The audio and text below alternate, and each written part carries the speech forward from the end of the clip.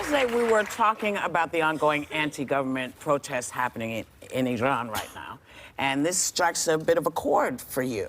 Can you explain for folks? I mean, being half Iranian, I have family in Mashhad where some of the rallies are happening.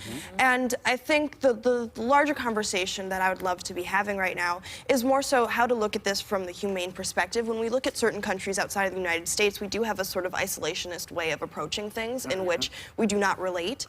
And so for me, when we are looking at these movements, I feel like it is really connected to our own movements in the past, whether it's the Black Lives Matter rallies that have been happening or the Women's March.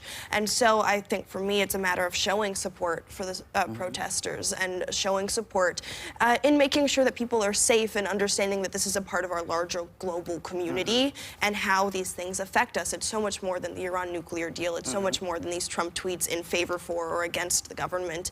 It's really about the people that are being affected and the idea that they are in a very similar situation in which they were sold an economic plan that does not benefit them, similar to a tax plan that's happening right now. And so it is one of those things in which we have to look at that interconnectivity. Go ahead. Can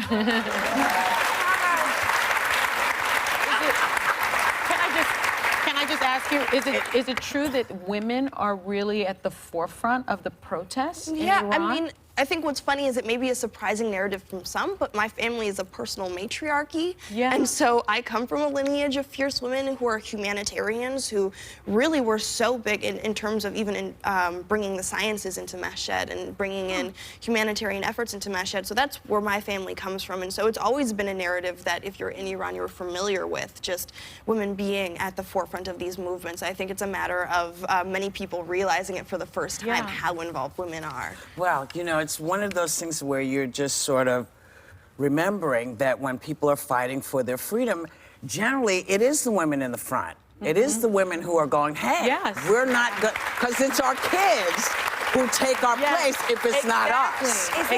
Is your family protesting and supporting the protest right now? As of right now, I don't have families involved in the protests right now. I think it is a difficult thing because Iran has gone through a lot. Even my father left before the revolution, which happened to be a coincidence.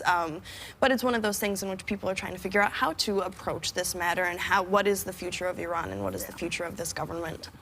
And it's hard, you know, when you bring religion in, and that core belief. I mean, it's a tough one. It's a very tough one because people say, "Well, you're talking against my religion." It's like, no, but when you have a religion that is 50,000 years old, things are going to shift a little bit.